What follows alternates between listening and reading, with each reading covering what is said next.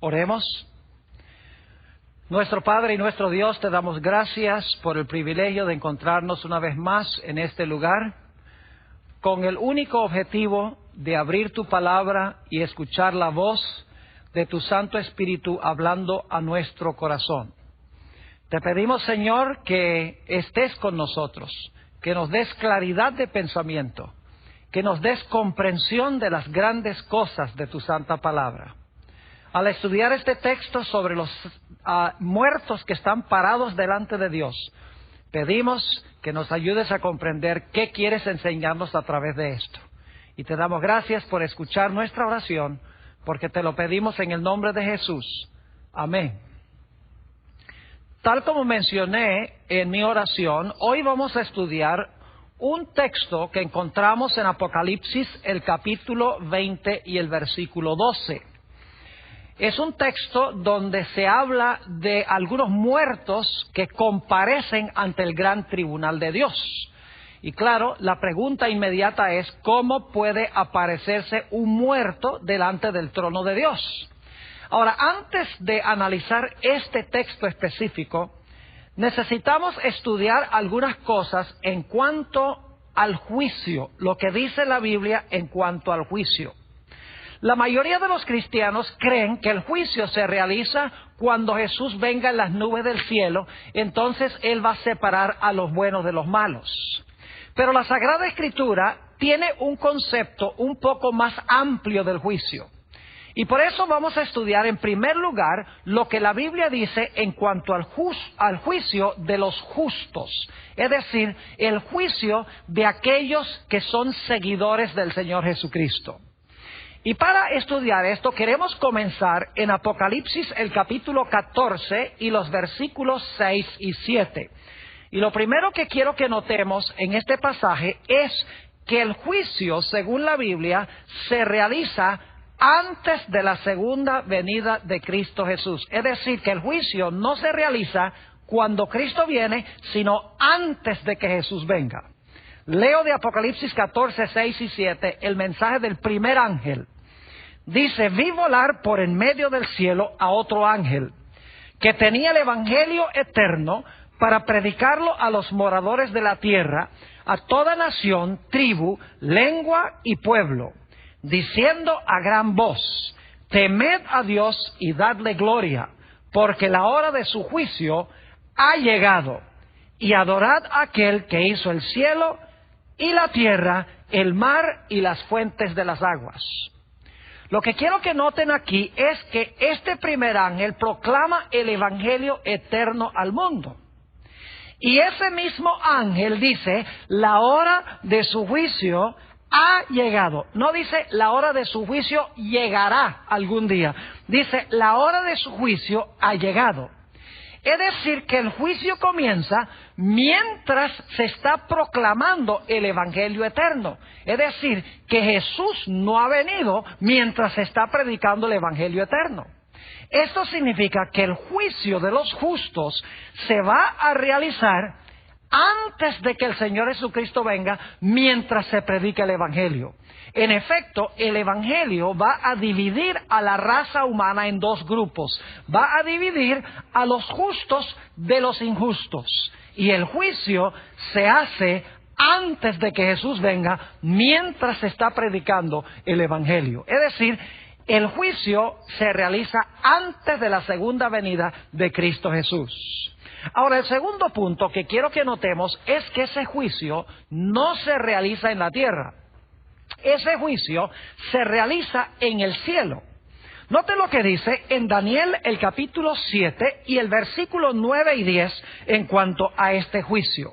Daniel 7 y el versículo 9 y el versículo 10. Quiero que noten que este juicio se hace no en la tierra, sino en el cielo.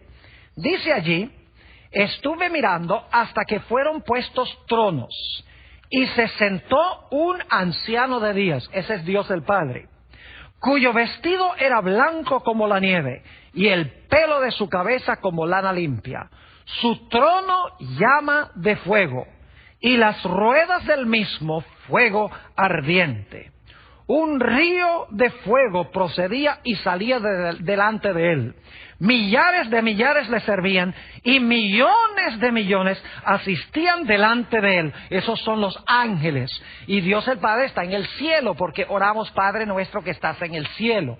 Y luego dice, en la última parte del versículo 10, el juez se sentó y los libros fueron abiertos. Fíjense entonces que el juicio se realiza en el cielo, donde está Dios el Padre y a donde está la hueste angélica. Es decir, hemos visto que el juicio de los justos se realiza antes de la segunda venida. Hemos visto que ese juicio se realiza en el cielo. Ahora queremos preguntar, ¿cuántas personas tienen que comparecer ante ese juicio o ante ese tribunal? Segunda de Corintios 5 y el versículo 10 tiene la respuesta. Segunda de Corintios 5 y el versículo 10.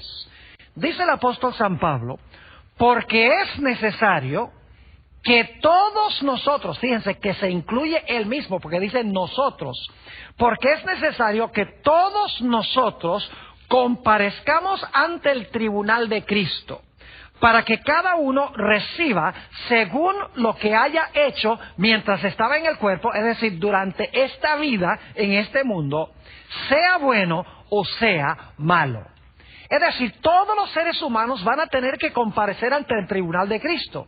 No solamente los vivos, sino también los que murieron en el transcurso de la historia. Todos tienen que comparecer ante el gran tribunal de Cristo. Pero ahora inmediatamente surge una pregunta, que es esta: ¿a dónde están los muertos que han muerto en Cristo en este momento? Bueno, muchas personas creen que los muertos están en el cielo. Si eran justos, si eran seguidores de Jesús, cuando se murieron se fueron al cielo.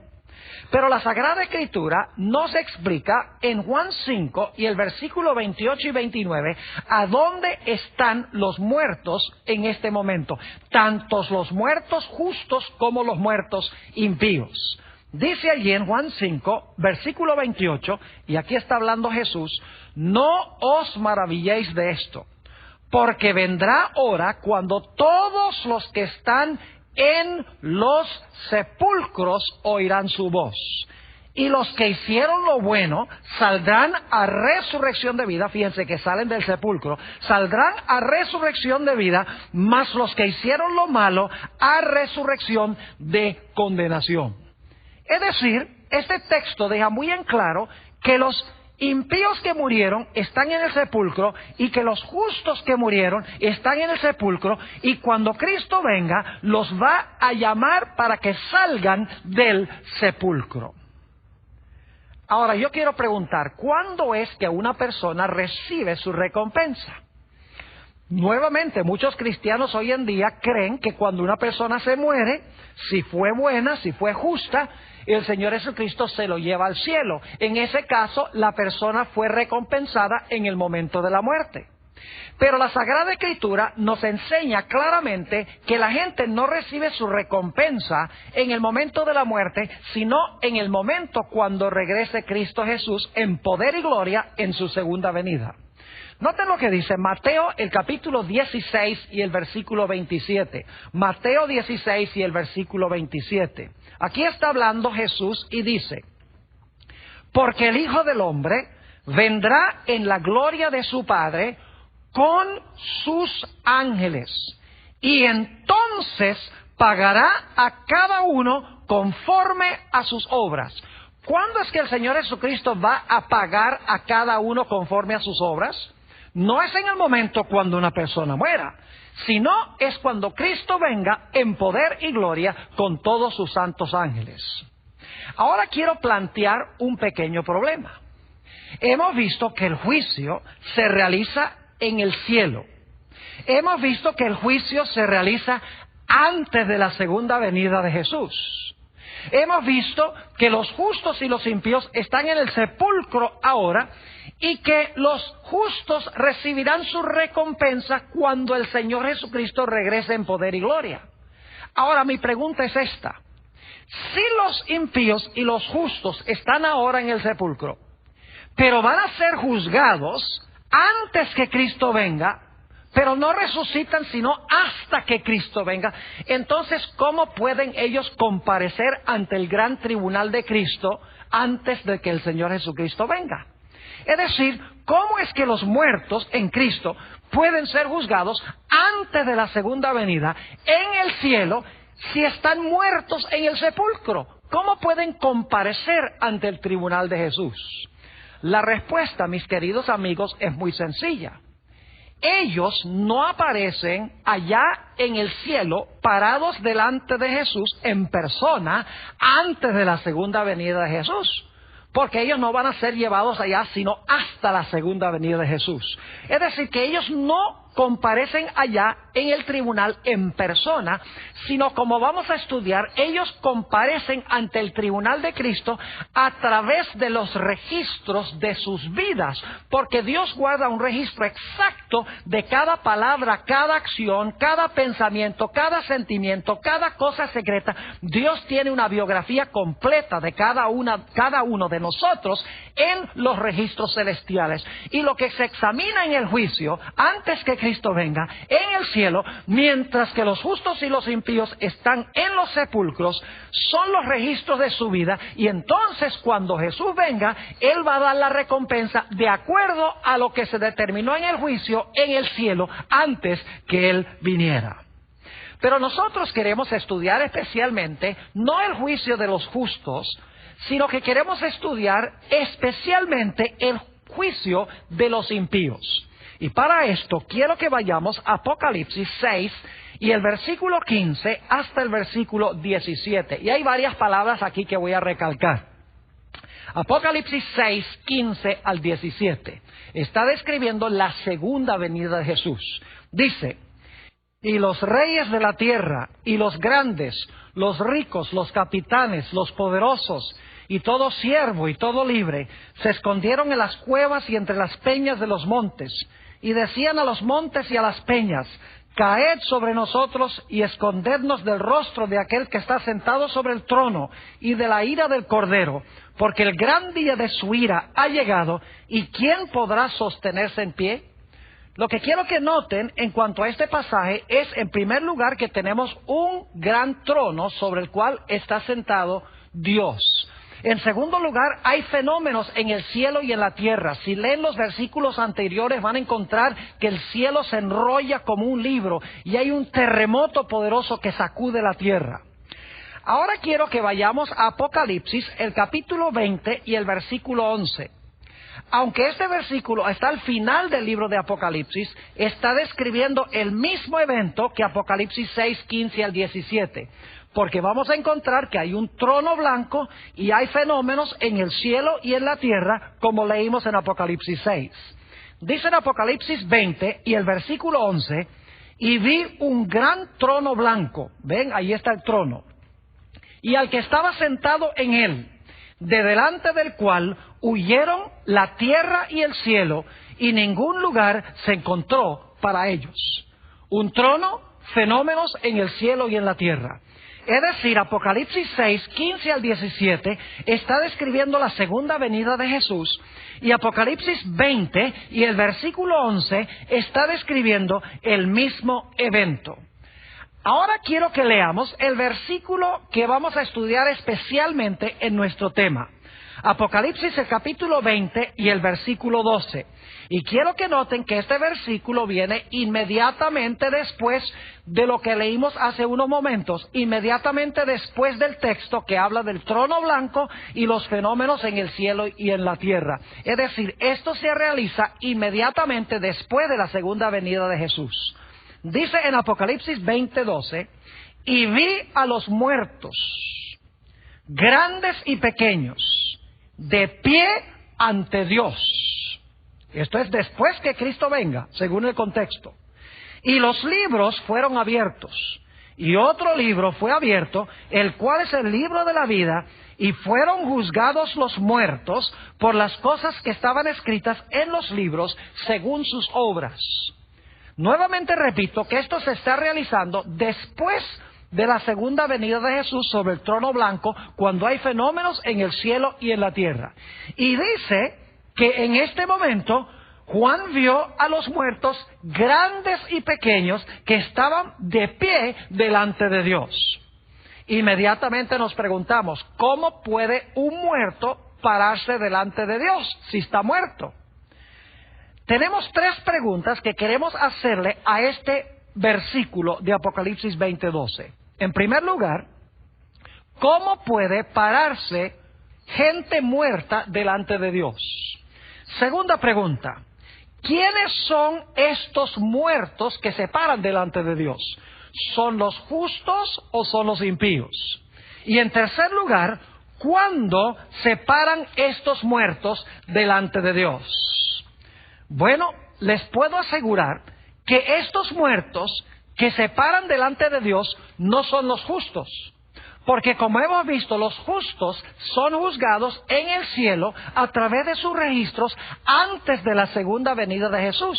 Es decir, este juicio no puede referirse a los justos, porque ya cuando Cristo venga han sido juzgados y Él viene a buscarlos, a recompensarlos para llevárselos al cielo. Es decir, que este grupo que se para delante de Dios, donde habla que los muertos se paran delante de Dios, tiene que ser no los justos, sino los impíos. Claramente el texto indica que estos muertos se van a parar delante de Dios después de la segunda venida del Señor Jesucristo, específicamente durante el milenio. Ahora yo quiero leerles otro texto que encontramos en Apocalipsis 20 y el versículo 5, que deja muy en claro que estos muertos que se paran delante de Dios, en realidad no son los justos, sino que son los impíos. Ustedes conocen muy bien que cuando Cristo venga, según el apóstol Pablo, se va a oír el sonido de la trompeta, el Señor Jesucristo va a dar voz de mando, los muertos en Cristo van a resucitar primero y luego serán llevados con Cristo al cielo. Ese es al momento de la segunda venida. Pero la Biblia nos dice que hay otro grupo de muertos que van a resucitar después del milenio. Tienen que ser los impíos, porque los justos resucitaron a la segunda venida, según el apóstol San Pablo.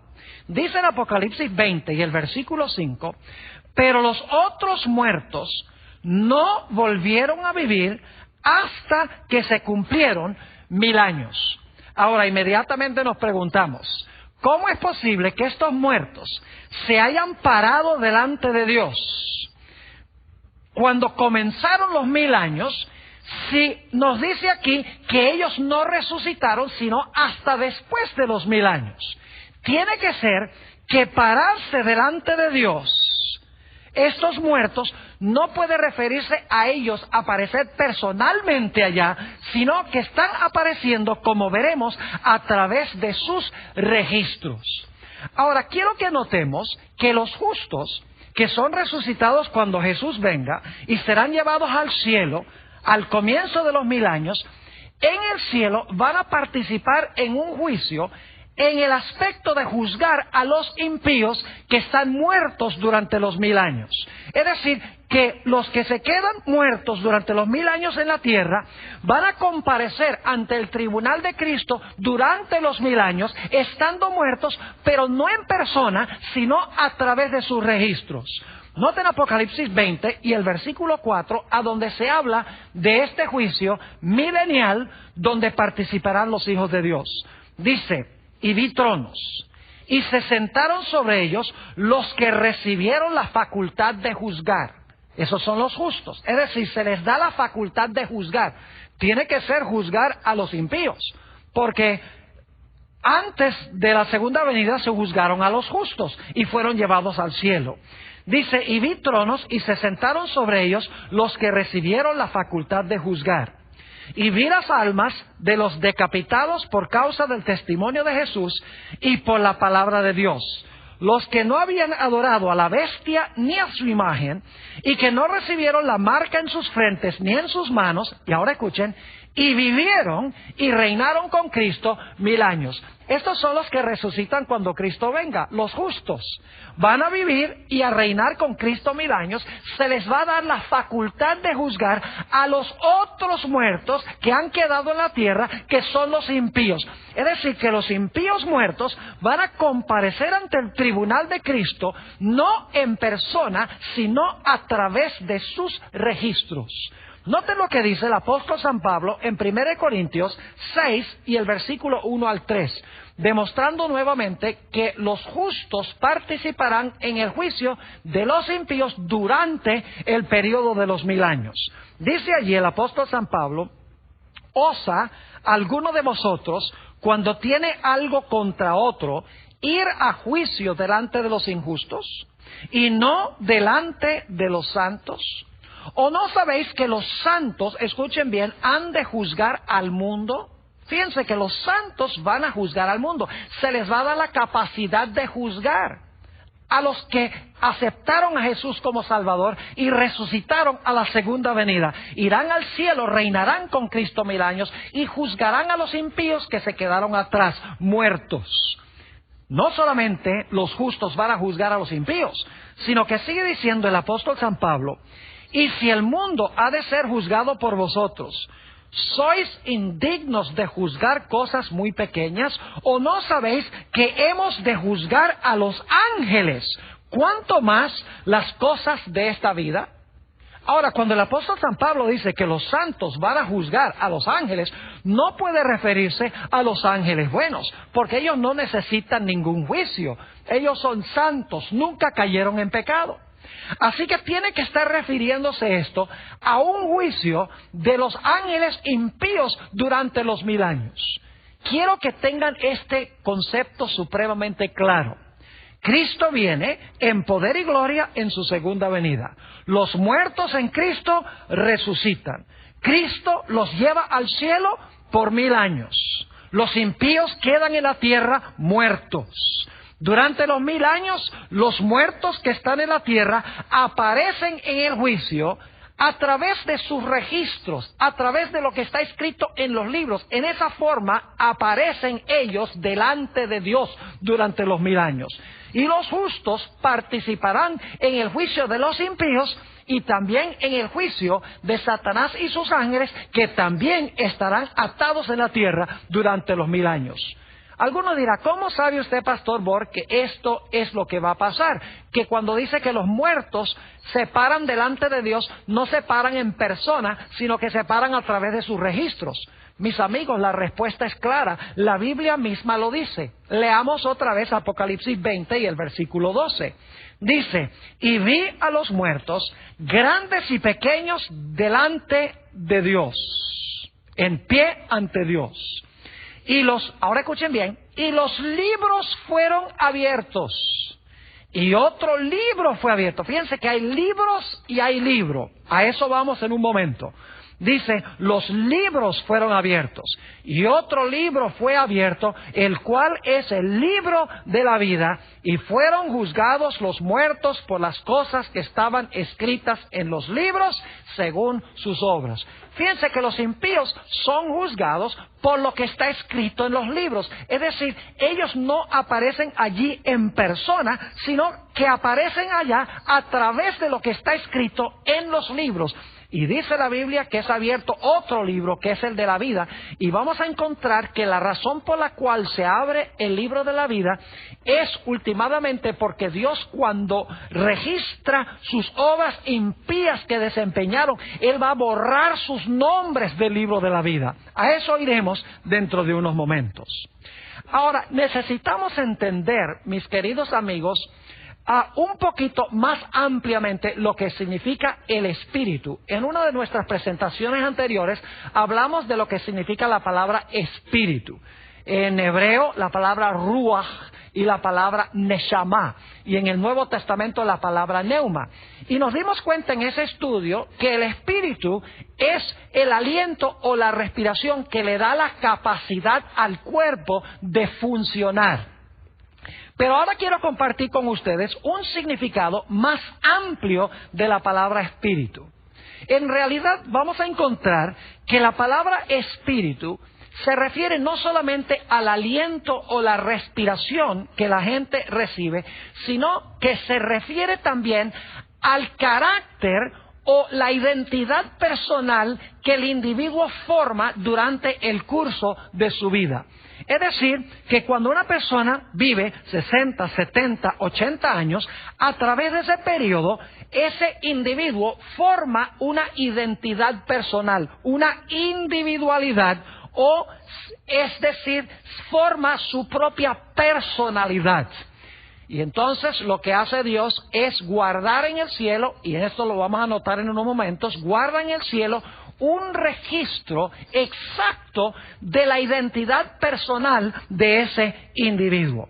Y lo que va a suceder es, cuando el Señor Jesucristo venga en poder y gloria, no solamente le va a devolver a esa persona el aliento de vida o la capacidad de respirar, sino que el Señor Jesucristo le va a devolver a esa persona el aliento o la fuerza vital, pero también le va a devolver el registro de su vida que formó durante el periodo que transitó aquí sobre el planeta Tierra.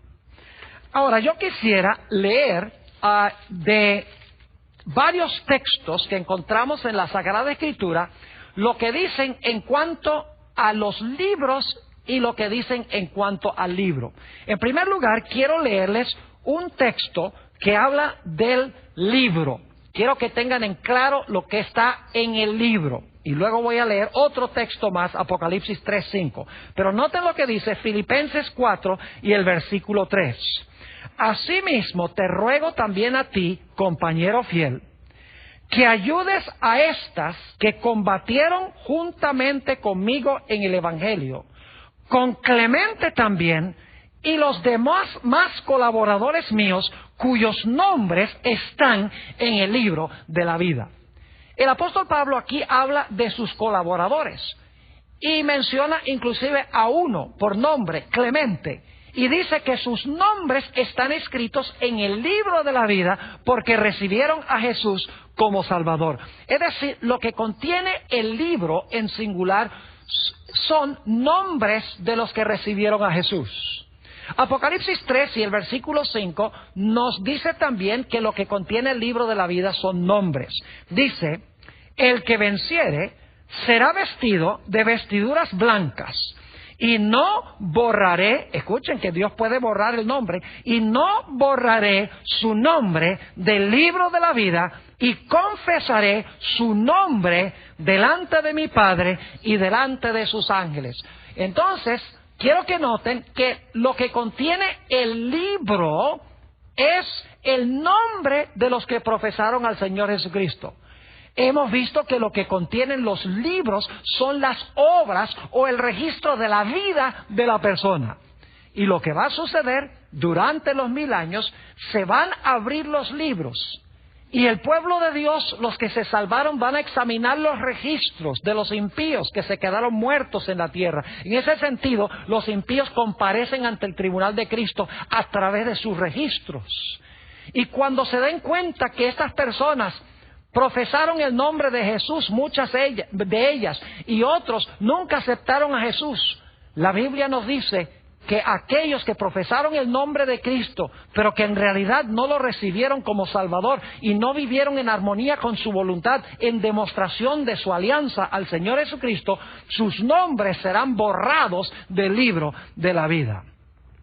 Ahora quiero hablarles un poco más detenidamente de lo que significa el Espíritu. Esto es muy importante.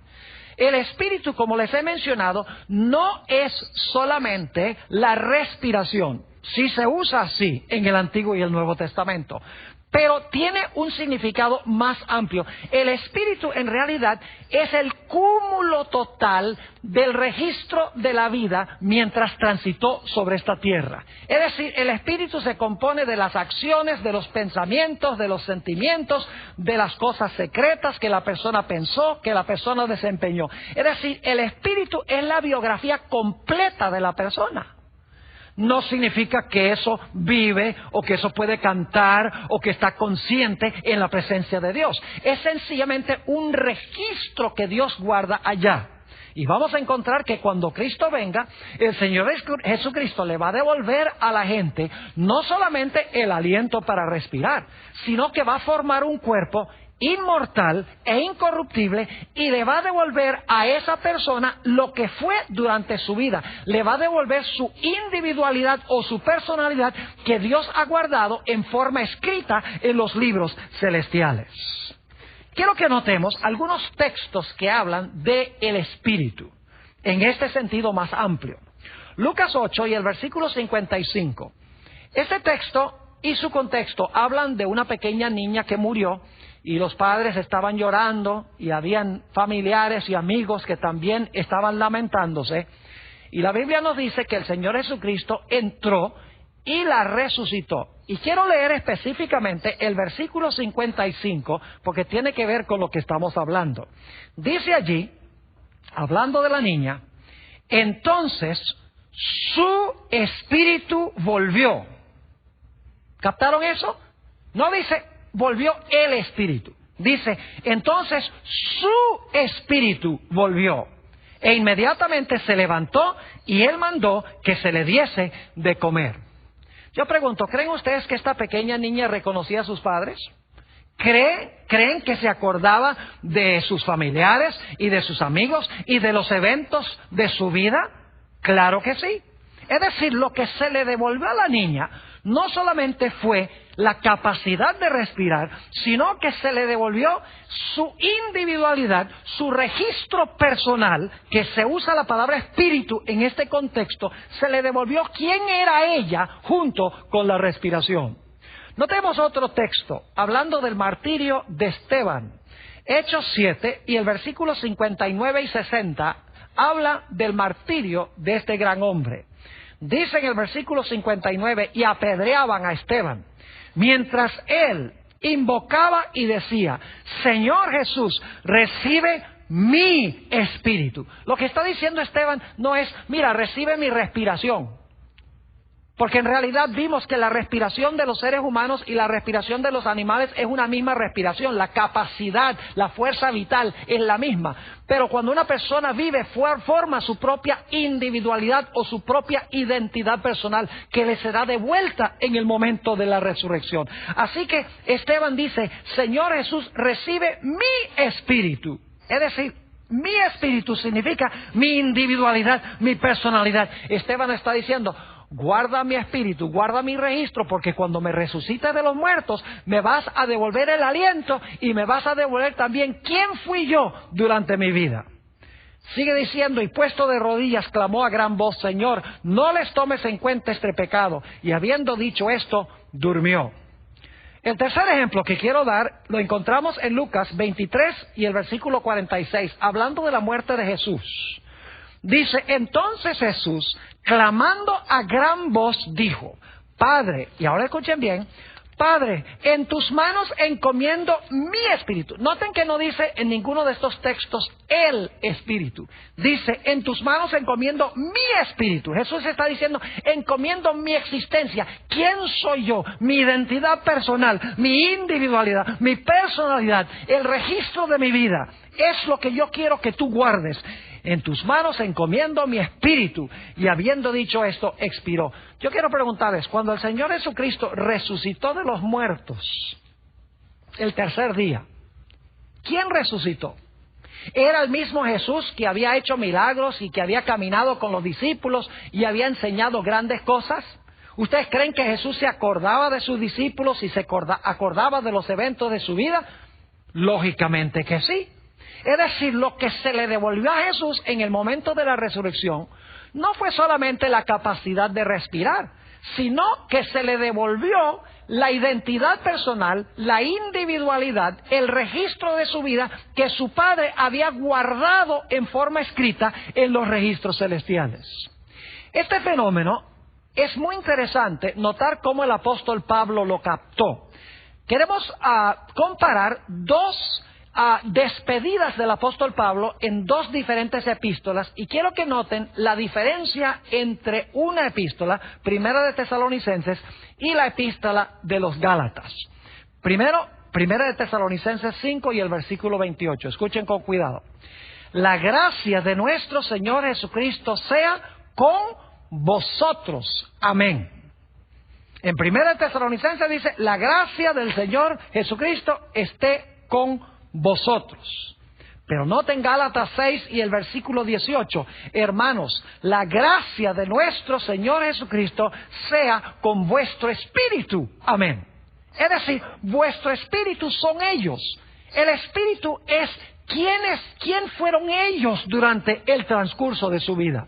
Ahora, quiero decirles que fuera de la Biblia, solamente he encontrado una autora que ha captado claramente lo que estoy compartiendo con ustedes en este tema. La idea de que el espíritu es la respiración, cómo no, pero es la respiración junto con el registro de la vida que recibe la persona en el momento de la resurrección. Esta cita, escrita por Elena G. de White, se halla registrada en el Comentario Bíblico Adventista, tomo 6, página 1092 y 1093. Fíjense qué profundo esto. Dice la autora, nuestra identidad personal quedará preservada en la resurrección. ¿Qué se preserva en la resurrección? Dice ella, nuestra identidad personal quedará preservada en la resurrección, aunque no sean las mismas partículas de material ni la sustancia material que fue a la tumba. Las maravillosas obras de Dios son un misterio para el hombre. Y ahora escuchen lo que dice. El espíritu, el carácter del hombre, vuelve a Dios para ser preservado allí. Así que cuando la Biblia dice que el espíritu vuelve a Dios quien lo dio, no significa solamente la respiración, sino que significa que a medida que nosotros vivimos, el registro de nuestra vida está regresando a Dios, y cuando morimos se acaba el registro y Dios pone al final del libro el fin y cierra el libro hasta el momento de la resurrección. Es decir, ella dice el espíritu, el carácter del hombre, y el carácter es lo que somos nosotros. Nuestros pensamientos, nuestros sentimientos, nuestras acciones, nuestras emociones, nuestras cosas secretas. El carácter es lo que nosotros somos. Sigue diciendo, en la resurrección, cada hombre tendrá su propio carácter. A su debido tiempo Dios llamará a los muertos, dándoles de nuevo el aliento de vida y ordenando a los huesos secos que vivan. Saldrá la misma forma, pero estará libre de enfermedades y de todo defecto. Vive otra vez con los mismos rasgos individuales, de modo que el amigo reconocerá al amigo. No hay una ley de Dios en la naturaleza que muestre que Dios devolverá las mismas idénticas partículas de materia que componían el cuerpo antes de la muerte. Dios dará a los justos muertos un cuerpo que sea del agrado de Él. Fíjense qué interesante que esta autora es la única que yo he encontrado que captó este punto fuera de lo que enseña la Sagrada Escritura. Este punto de que en realidad el espíritu sí es la respiración, la fuerza vital, pero una vez que una persona vive y escribe su historia personal, Dios guarda eso en el cielo para que en la resurrección le devuelva lo que la persona fue en vida y la fuerza vital para continuar viviendo. Es decir, que cuando yo resucite, si llegase a morir antes que Jesús venga, yo voy a resucitar Esteban Bor y yo voy a reconocer a mis amigos y voy a reconocer a mis familiares, porque Dios me va a devolver quién fui yo junto con la respiración. La misma autora tiene algo muy interesante que decir en cuanto a los impíos que van a resucitar después de los 1000 años. Escuchen esto es profundo. Conflicto de los siglos, página 722. Hablando de los que están fuera de la ciudad, declara, allí hay reyes y generales que conquistaron naciones, hombres valientes que nunca perdieron una batalla. Guerreros soberbios y ambiciosos, cuya venida hacía temblar reinos. Ahora escuchen, la muerte no los cambió. Al salir de la tumba, escuchen, al salir de la tumba, reasumen el curso de sus pensamientos en el punto mismo en que lo dejaran. Se levantan animados por el mismo deseo de conquista que los dominaba cuando cayeron. Ahora fíjense, qué interesante que dice, al salir de la tumba, reasumen el curso de sus pensamientos en el punto mismo en que lo dejaran. En realidad, esta es una traducción al español. La autora escribió originalmente en inglés, y en inglés en realidad no dice, al salir de la tumba, reasumen el curso de sus pensamientos en el punto mismo en que lo dejaran, sino que dice, al salir de la tumba, la corriente de sus pensamientos, porque el sistema nervioso funciona a base de corriente eléctrica. Dice, la corriente de sus pensamientos comienza precisamente en el mismo lugar a donde cesaron. ¿Y por qué razón? Porque cuando Dios resucite a los impíos, no solo les va a devolver la respiración, sino que les va a devolver la identidad personal que estaba registrada en los libros celestiales sin faltar un solo detalle. Permítame darles un ejemplo para que podamos entender un poco mejor. Supongamos que ustedes se compran una cámara de video. Y un día tienen una salida familiar, un paseo con la familia, se llevan la cámara de video y allí filman a los niños jugando en el río y filman mientras están comiendo y todos los eventos donde está gozando la familia en esta salida.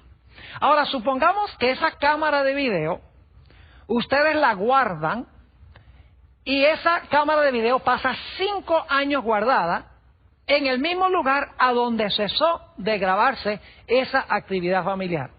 5 años más tarde, la persona se acuerda de que tiene la cámara de video, la saca y entonces empieza a filmar de nuevo. Yo pregunto, ¿la cámara de video comienza a grabar a donde dejó de grabar? Claro que sí. En el periodo interino han pasado 5 años, pero en el video es como si no hubiera pasado nada, porque un evento cesa y luego inmediatamente comienza el siguiente evento. Asimismo sucede con los impíos cuando resuciten. Ellos murieron, cesó el video. Y entonces después del milenio, cuando Dios los resucite, van a comenzar de nuevo a donde dejaron cuando se murieron. Han pasado 1000 años entre un evento y el otro, pero no aparece en el video porque la Biblia dice que han estado inconscientes, no han alabado a Dios, no han sabido nada, porque la Biblia dice que los muertos nada saben. Ahora, hay un pasaje muy interesante que quiero analizar antes de terminar nuestro tema. Y este pasaje se encuentra en Hebreos 12 y el versículo 22 al 24. Hebreos 12, 22 al 24, donde se usa la expresión los espíritus de los justos hechos perfectos. Y muchos usan este texto para decir, nosotros nos hemos acercado allá a los espíritus de los justos hechos perfectos. Y hablan de los espíritus como si fueran unos fantasmas desencarnados o un alma que salió del cuerpo para estar ahí en el cielo con el Señor.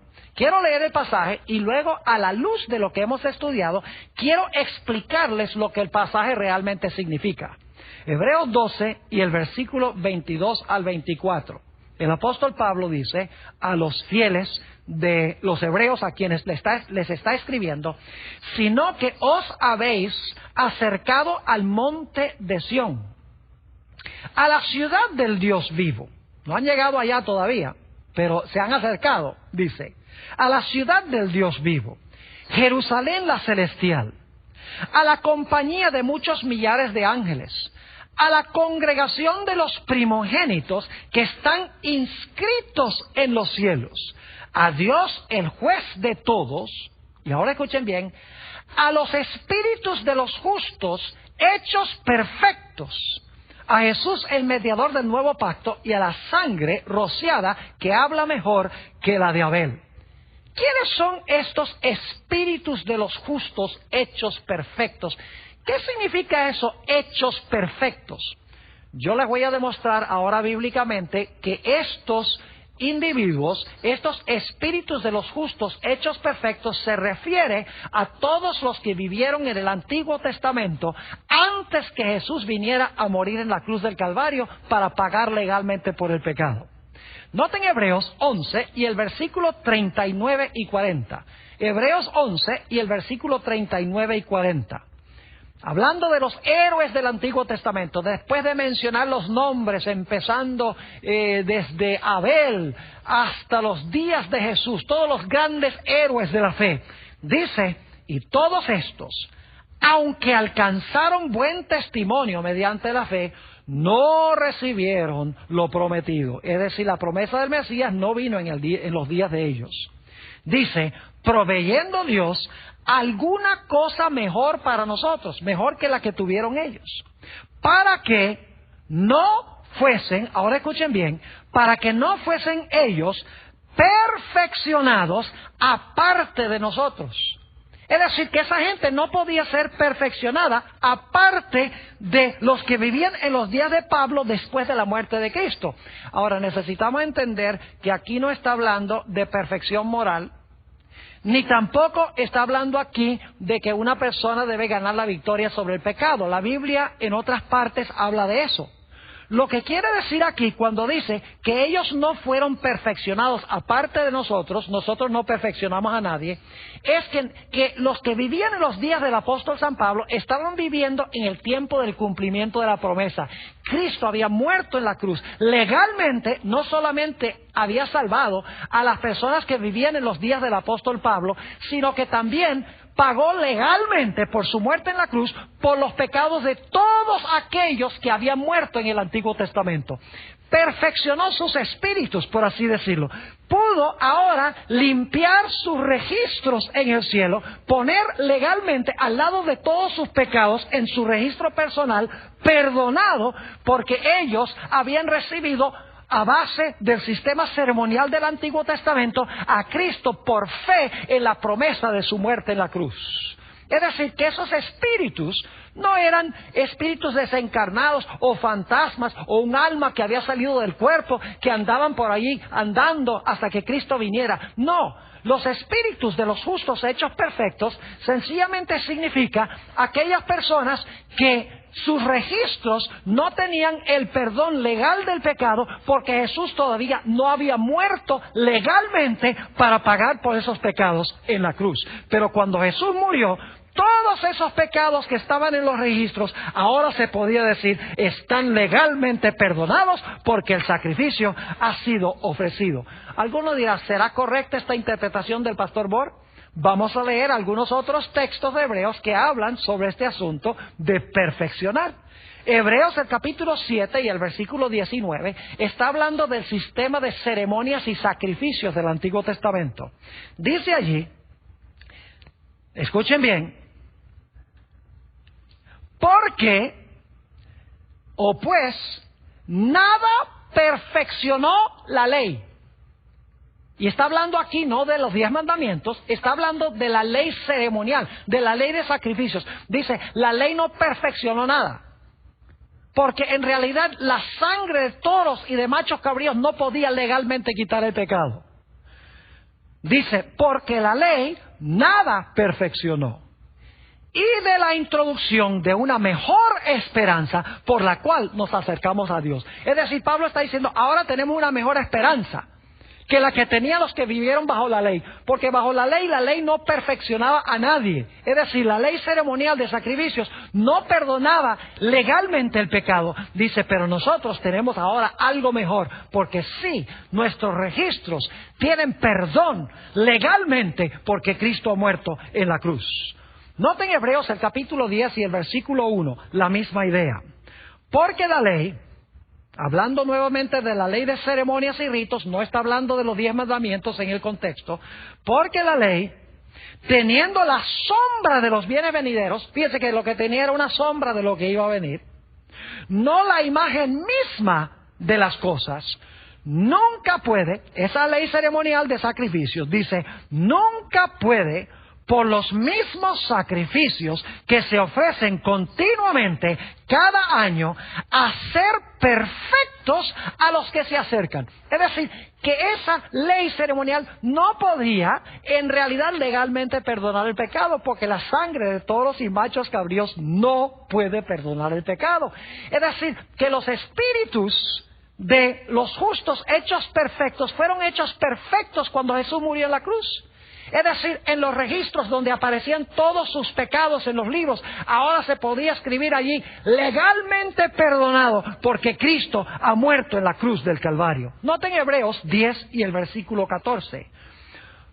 Porque con una sola ofrenda hizo perfectos para siempre a los santificados. Fíjese que fue la muerte de Jesús, su ofrenda en sacrificio, lo que trajo la perfección en el registro de aquellos que habían recibido a Jesús por fe en el periodo del Antiguo Testamento.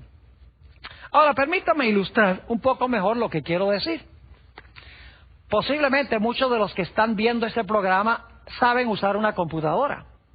Es una gran ilustración que Dios ha dado para que podamos entender este tema. Ustedes saben que una computadora tiene, o está compuesto, mejor dicho, de materia, es un objeto material. Y la computadora tiene también un cerebro. Pero para que la computadora pueda funcionar, es necesario que esa computadora se enchufe a una fuente eléctrica. Es decir, que el objeto material más el cerebro que desempeña todas las operaciones, enchufado en la pared, permite que esa computadora funcione. Ahora, fíjense que si ustedes compran una computadora hoy, en un año esa no es la misma computadora. Porque esa computadora ha tomado la identidad que usted le ha metido a la computadora, a través de software, a través de lo que ha escrito allí, a través de todo lo que usted ha metido del internet, etcétera. Ahí en la computadora, su computadora ha llegado a ser su computadora personal. Es decir, ha tomado una identidad diferente que la de cualquier otra computadora. Pero ahora supongamos que en algún momento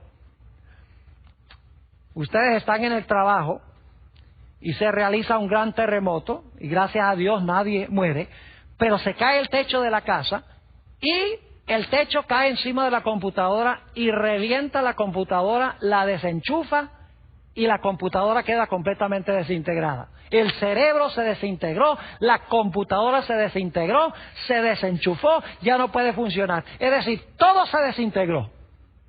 Yo pregunto, ¿sería eso una calamidad? Claro que sí, sería terrible. Porque imagínense toda la información que ustedes metieron en esa computadora y en un instante toda esa información se perdió. Por eso la gente inteligente lo que hace es guardar los registros de la computadora en un CD.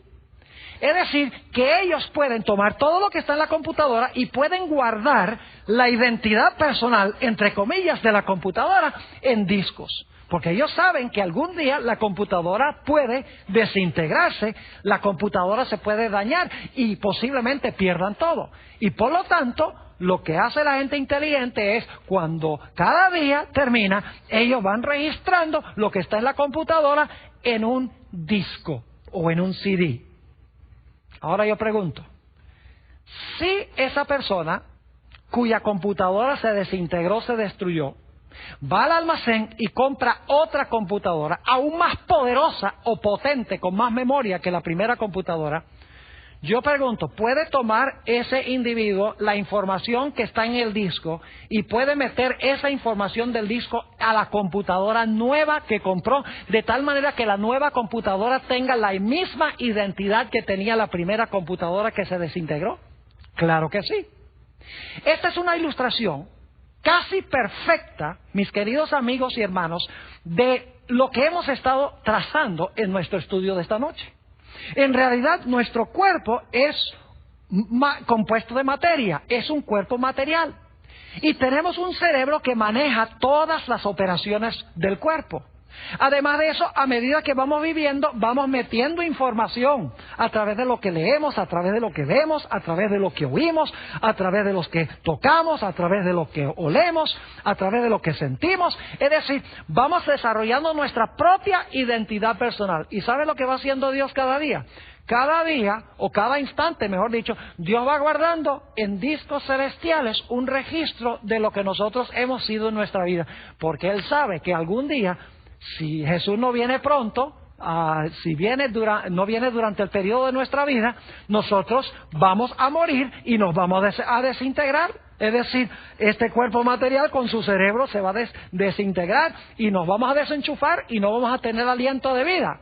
Y por lo tanto Dios dice, pero yo algún día voy a resucitar a esta persona. Así que lo que yo voy a hacer es guardar en discos, por así decirlo, toda la memoria de lo que esta persona fue en vida, de tal manera que cuando venga el momento de la resurrección, yo le voy a dar un cuerpo nuevo, un cuerpo mucho más poderoso, una mente prodigiosa.